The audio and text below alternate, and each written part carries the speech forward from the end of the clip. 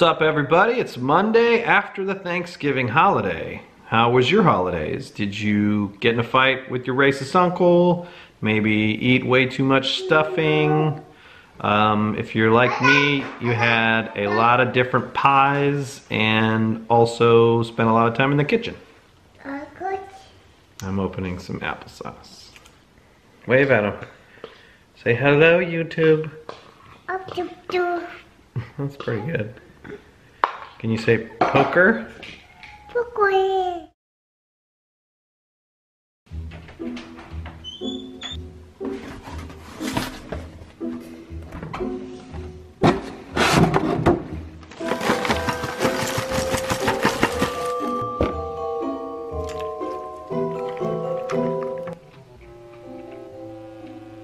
Oh, hey. What are you doing here this early? We played some poker last night, and I'm guessing you're here because you want to talk about some hands. So, let me finish my cereal, and we'll get right on that. The best part of Cinnamon Toast Crunch. The milk at the bottom of the bowl. That's some good stuff. If I had to pick a movie that would best describe the poker session that we had last night, it would be Lemony Snicket's A Series of Unfortunate Events. Although I would probably change the title a little bit. We'd call it A Series of Unfortunate Poker Decisions. Yes, it might surprise you to know that I make bad decisions on occasion, and maybe more than that. But here we go. Let's check them out. But first, I want to talk to you, the vlog watcher. The last couple of vlogs have been pretty good. I've noticed that a lot of people are starting to watch and like and comment, interact, and stuff like that. So I just want to say, you guys rock. Thank you so much. It's great to get feedback. I've had a lot of people point out mistakes that I've made, have a lot of people provide suggestions on things that they think could make the vlog better, and I appreciate all this stuff. So if you have anything to say, please drop it down in comments below, and I pretty much respond to just about everybody. Of course, the cat decided he wants to come play with his jingly ball right now, so that's the craziness happening in the background. Let's talk about the first hand of the night. We have bought into the 1-3 game. Okay, no. This right here.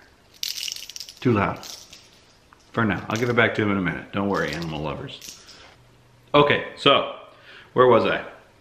Okay, so we buy into the 1-3 game for 500. The max is 1,000, but I look around at the table and it looks like 500 is going to get us pretty close to being even with the highest stack at the table.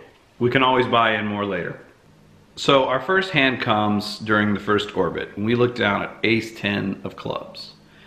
There's a couple limpers in front of us, so we go ahead and make it 20.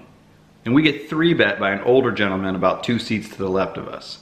Now, we've talked about this before. Usually when an older gentleman puts in a 3-bet like this, we're going to give them a pretty tight range. The button calls, and we decide that since there's a caller in between us and we're closing the action, that we're going to go ahead and call 2 and see a flop.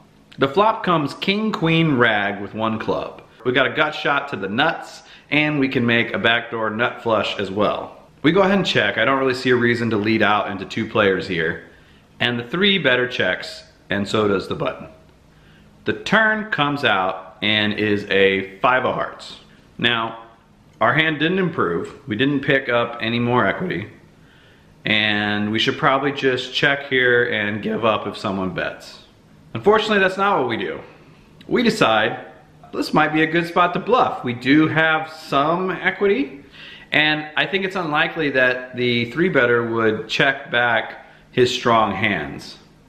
So I put in a bet at 85, and the 3-better sort of reluctantly calls. And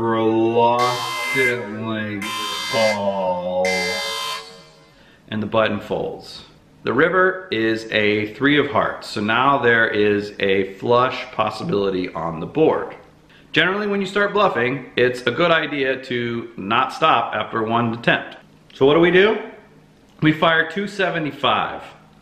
So in reality, there's just not a lot of hands in his range that he's gonna fold. He's not gonna fold kings, he's not gonna fold queens, he's probably not gonna fold ace king. So Really, we're just looking at jacks, and there are not a whole lot of combos there. But no fear, we stuck it in there. He immediately asks me how much I have behind, which, coming from this player, I take as a pretty bad sign. He is probably not going to be bluff jamming rivers. But ultimately, he decides on a call, and he flips up pocket kings. Of course. Not really much to say here. Hate the way I played the turn. I hate the way I played the river. Just in general, I should have gave up on this hand. So in this next hand, we're in the big blind with 7-8 offsuit. Middle position makes it 15. Button calls the 15, and we call. The flop is 7-8-9 with 2 spades.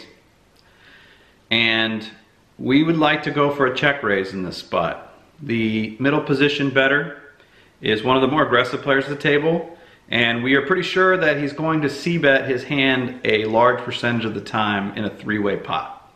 So we check, and middle position does exactly what we thought. He leads out for 25. The button folds, and we go with our plan. We check raise. We make it 85 to go. My check raise is a little bit on the small size. I think that with a board this wet and being out of position, we should probably be making it closer to 100 here. So he thinks for a bit and calls.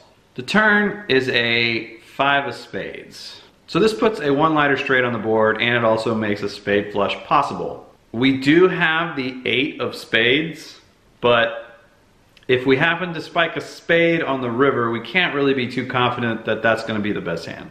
However, I feel like we are still ahead of a lot of our opponent's range here. So we decide to lead out for 125. Middle position thinks for a bit and re-raises to 300. We start out the hand for about 600 behind, so in reality this pretty much puts us almost all in. I kind of had a feeling that this guy was trying to make a move here. The player was he seemed like a very ego-driven kind of player, and I had already been playing fairly aggressively since I sat down, and he had seen me show down the ace-10 bluff earlier. So part of me thinks that I might be good here, but with this board and the way it is, I just feel like we can't call off this bet. There's just so many hands here that crush us. So I decided to go ahead and lay it down. And immediately I noticed that, you know, he kind of strikes up a big smirk and starts chattering with 2 guys at the other end of the table, and, you know, they're kind of laughing. And no, it turns out one of the guys on the other end of the table is somebody that I know. And so I asked him if the guy had said what he had. And apparently he did. He said that he had 10-9 for top pair with open-ended straight draw, no flush draw. Wow, I don't know. That seems like kind of a wild play on his part. I think that raising after my check raise and then lead on the turn is pretty dangerous for him, but apparently he picked the right spot in this particular situation and gets me to let go of the best hand. We mostly spent the rest of the session folding or seeing a flop and then folding. So unfortunately on this night, the 5-5 game never gets up and running, so we go ahead and close out our 1-3 session after about 5 or 6 hours, and we have a loss of 800. We've been hot the last few sessions, so we can kind of take this one in stride. We know that we're going to have some losing sessions, and lately we've been on the good side of variance, so can't complain too much. I hope everybody enjoyed the holidays. I enjoyed mine. I'm going to leave you with some footage from a quick camping trip that we took with the kiddos last week. Thanks for watching, and if you enjoyed this content, please go ahead and like and subscribe. Okay. It's Saturday morning, bright and early. Well, kind of. Well, not really bright and early anymore. 8:30, that's still pretty early. Especially on poker player time, that's bright and early. And we are heading to go... Camping! Woo! We're We're heading to Huntsville State Park, right? Yes. And we're going to do Lucky you camping didn't know things. I've never camped before, neither has my daughter or my youngest son, but this guy's a Boy Scout, so he has some camping experience, and so does this one, surprisingly. Not surprisingly. I don't know why I said that. Because she's so high maintenance.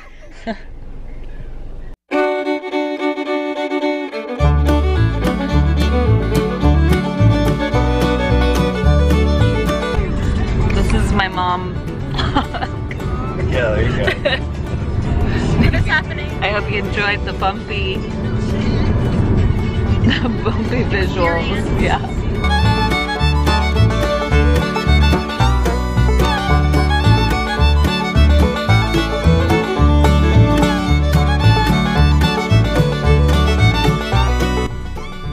Ready to poop in the woods? Okay, there are bathrooms. It's not, we're not primitive camping. I mean, you're on a campsite, so there's people generally like in the area, so I would probably not like, Just like get a you're not like, oh, napkin. nature. Let me just take a dump. Oh, hi. Say that like a bear. Is this your campsite? You gonna get your camp on? You gonna poop in a hole?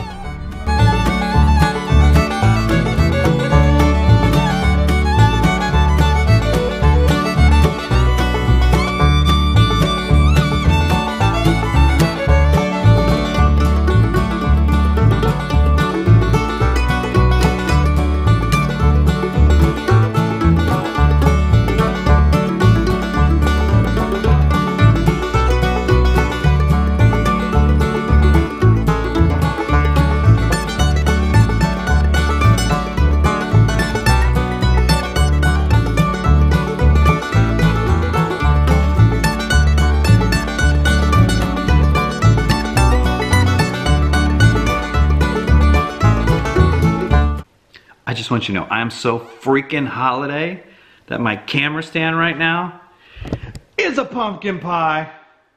And it's got mold on it. So we're gonna throw that away.